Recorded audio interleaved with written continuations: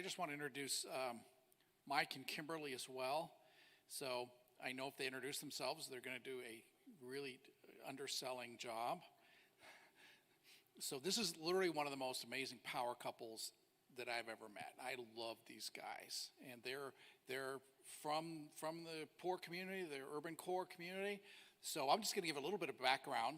So Kim worked for a nonprofit for how many years? Many years. About 5 years, and she basically did case management, going into these basically single mom homes and helping the mothers come up with plans to just live life, pay their bills, get a job, hold a job, everything. And what the cool thing about Kim is she is a curriculum developer, and it's more than just taking care of an individual. She's actually figured out what are the keys to help them actually win and get ahead and get successful. And the key is not just giving services to people, but actually life coaching. So whereas services, people become dependent upon who's going to take care of me, who's going to answer my need, versus life coaching is a completely different methodology. And so she started this, her and her husband started this new nonprofit that I'm super excited about. So we'll get to hear more. And Mike, his background, I just so love this. He worked for a nonprofit taking people coming out of prison.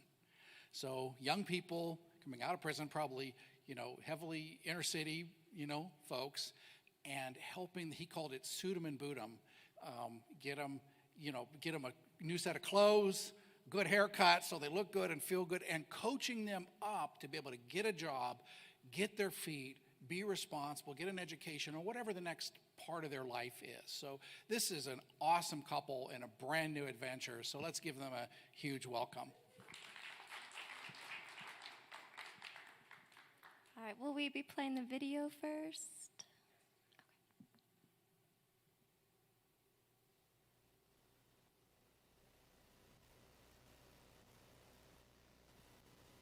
Is there sound?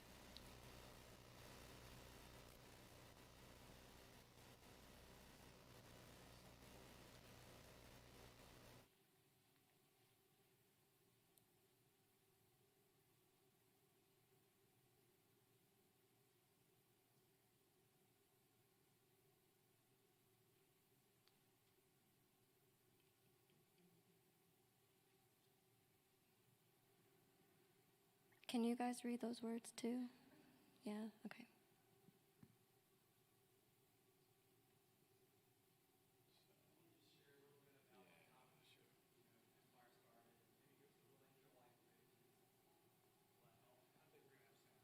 Yeah, it's fine if there's no sound. It's just pretend there's sound, okay?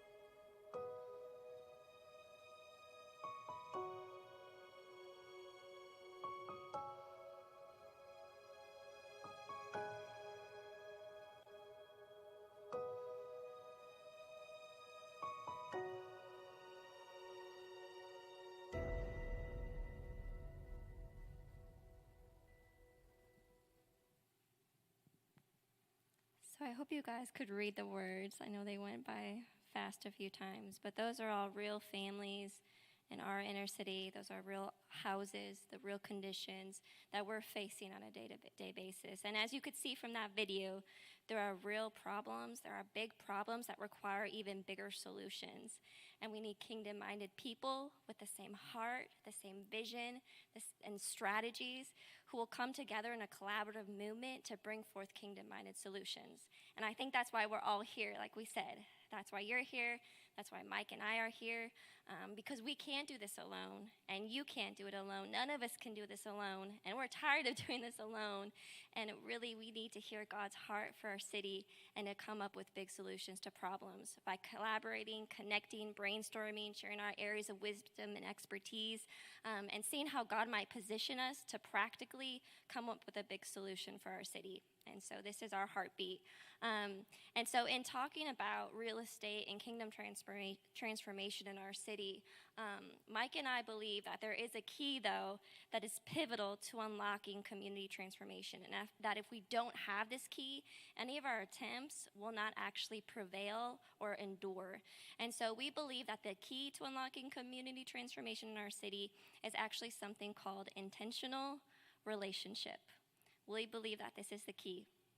We can have all these big ideas, these big solutions, but it comes down to building relationships with our community. And I'm going to go into a little more of this.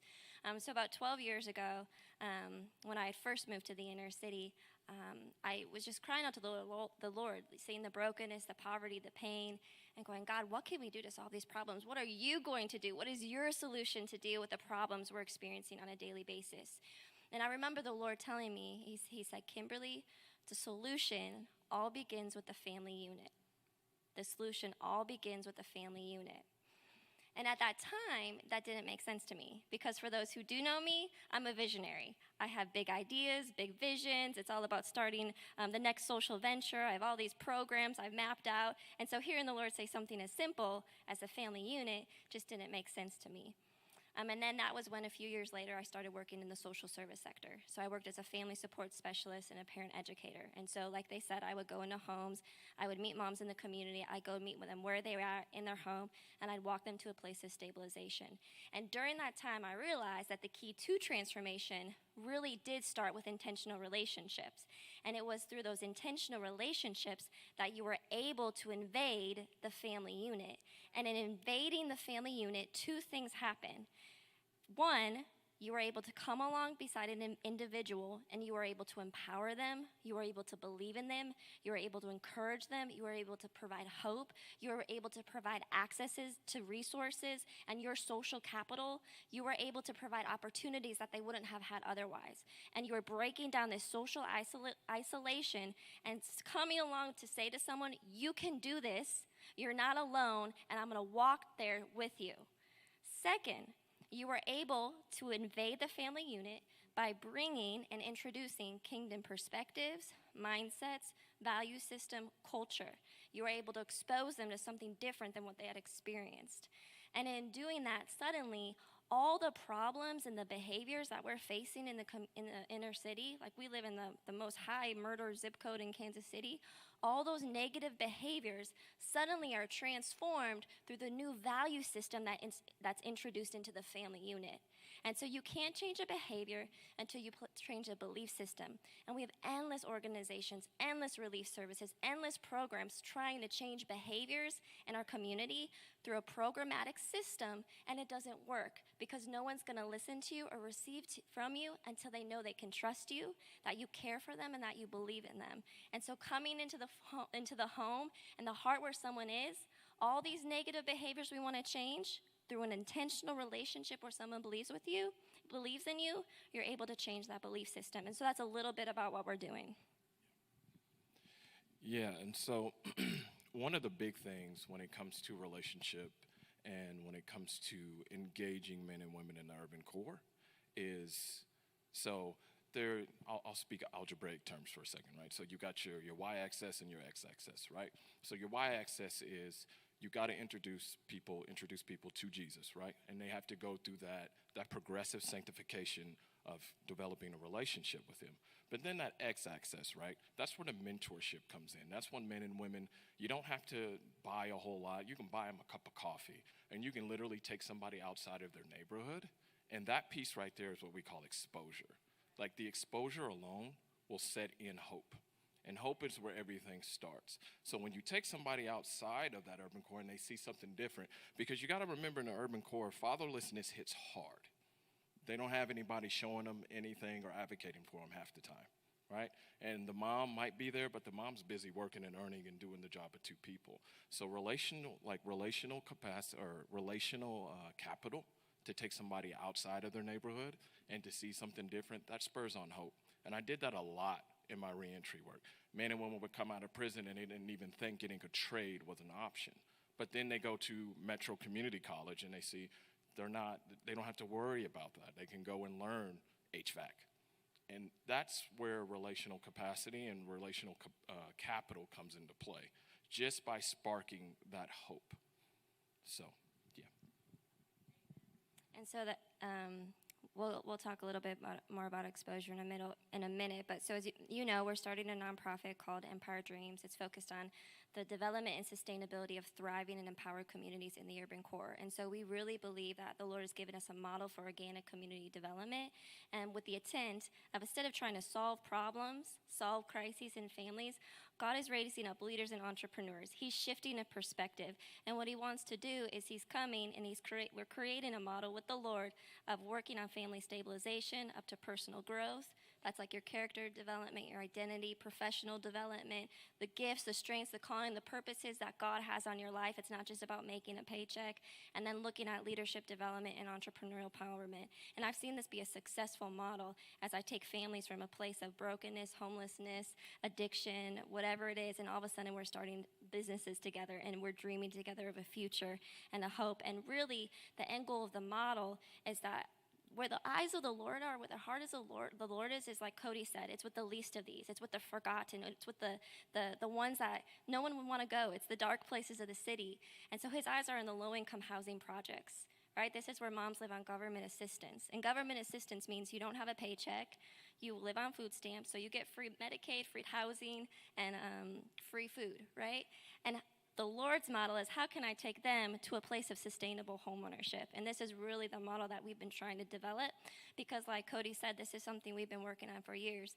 At the end of the day, all that we do with families to try to empower them and work with them, we know from our own personal experience and from working with families that that's not enough. Like Cody said, there's real systemic and systematic racism that has caused barriers and disadvantages, and that all day long, no matter how much we do with the family unit and the mindsets that really transform things in the community, can even transform the crime and violence, even transform the way we relate to money, there are still these structures in place, mostly related around real estate. And there has to be a solution to the real estate issue in our city because we have slumlords, we have outside investors profiting.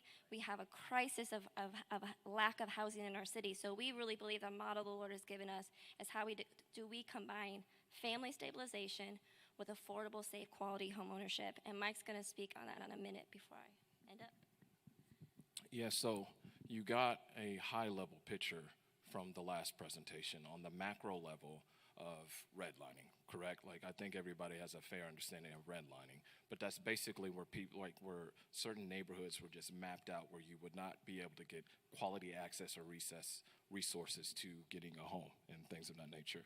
So that was really heavy in Kansas City between 1920s and the 1930s. And one of the biggest developers was incentivized through the government, and that was J.C. Nichols. So that's kind of where it all started. So if you're not familiar with Kansas City, take some time while you're here and drive around the plaza area, and you'll see just how stark of a contrast it is when you start heading east about 6 or 7 blocks. So that's kind of where you can see a perfect picture of redlining and how it affected Kansas City. And what you also have to understand, though, is with redlining and when it comes to systematic disinvestment, it trickles all the way down. So again, when I was talking about relational capital and exposure, one of the biggest things and one of the reasons why I wanted to leave the reentry I was in was I can give men and women all day the resources on how do you answer that felony question? Or this is how you match your belt with your pants and all that good stuff, right? How do you present yourself and show up early to an interview? None of that mattered the minute they went to go get quality housing. I could boost them up, but if they couldn't get outside of that halfway house because everybody would pull their credit or they would, run a background check and find out you got a felony, good luck. So that's why I wanted to become a realtor. Now, one of the things that real estate helped me realize was this problem is a lot bigger than you think it is, right? So I met Cody back in 2017, and we were brainstorming and talking about a lot of things. I mean, back then you could get a house for like $7,000 to $8,000, $9,000. Good luck now in the urban core getting a house for that. You can get a house for $60,000, and it will take another $60,000 just to fix it up. And by that point, the price point is just too high. You're not going to stabilize anything. So that's one of the reasons why we really wanted to focus on community renewal housing. It's about you have to make an impact with your investment. It's not about the return on your interest or anything like that. You just have to make an impact, and that's stabilizing a community, providing quality, affordable housing at an affordable market rate. And it takes a mind shift on everybody's perspective, just like on the traditional investor. You can't think so much, like I said, about ROI. You got to think about impact. And there's enough work to be done in the urban core to where there doesn't need to be any, like watching out or making sure this investor doesn't intrude on what you're trying to do. Like, we're basically sitting in the room with an elephant, and I'm tired of chewing. So that's the idea of community renewal. And again, I just want to drive home, it's about creating affordable, quality housing that men and women can really learn and grow in and learn of, how to take care of a home. how to trim the grass. Like, what time of year is it now? So you want to cut that grass as low as you can so you can blow those leaves off, right? Once somebody has like the Maslow hierarchy of needs, once they got quality housing and they know they're going to be able to eat, then you can start really making an impact that lasts. So remember, quality, affordable housing is what we're really pushing for with community renewal. Yeah, and it has to go hand in hand with that family stabilization. So I want to throw out a few problems and a few ideas that I think would be good for us to, as conversation starters, as things to brainstorm around.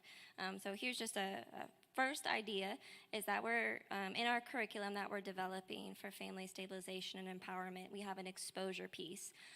This is an exposure experience where we're connecting relationally inner city residents with suburban community residents. Because Mike, you can ask him many questions about how this has changed his life because he's born and raised in the inner city. This has been the key that was pivotal from transitioning him out of the inner city into like a stable upbringing. So, and we would like insight in what others think about how do you develop a successful exposure experience for the community. Second, in Kansas City, there's a big problem with Section 8 housing. And I'm going to talk a minute about this as a discussion topic. I have a mom who's been staying in Section 8 housing for 14 years. This Section 8 housing is funded by the government. This mom has chronic, endless mold in the house to the point where she gets in my car and my kids hold their nose and say, "Mommy, why do they smell so bad?" There's lead in the home, there's broken windows, there's no furnace, there's no AC. Like, this is funded by the government. And this is an epidemic throughout Kansas City where we have Section 8 properties that are owned by slumlords, outside investors, and they're not quality, and families do not have a safe place to live. The problem, though, is we don't have enough Section 8 housing in the city. We don't have enough affordable housing in the city that's quality. The thing is, we need more Section 8 housing because my mom can't move and is afraid to expose her landlord because she doesn't know if she'll be able to find another Section 8 property. So how could we find or have maybe a pool of Section 8 properties owned by different landlords throughout the city who agree to partner maybe with our life coaching organization they'll provide housing and we can mitigate the risk by working with their families to a place of stability. So we need Section 8 housing, we need affordable housing, and we need safe quality housing. And the property management thing is something we've been toying with a lot because all throughout the inner city, there is endless slumlords, there's endless slum property management companies. And it's when you see what our families are living in, it's really sad, it's really tragic. And when we go home, we're going back to the families that we love. We're going back to the same situations. And honestly, I go back and I don't have answers. I don't have answers. I go meet with my families. I don't have answers for them. And so we're coming to you, and do you guys have answers? Can we come up with a kingdom answer and a kingdom solution that solves the crisis and the epidemic of affordable housing in our city? Because these are real families that I love and that you would love too if you just met them. And having basic housing, like so many have said, is literally the gateway to actually success in your life. Until you get that stability, you can never rise above to the next level. And so, thank you.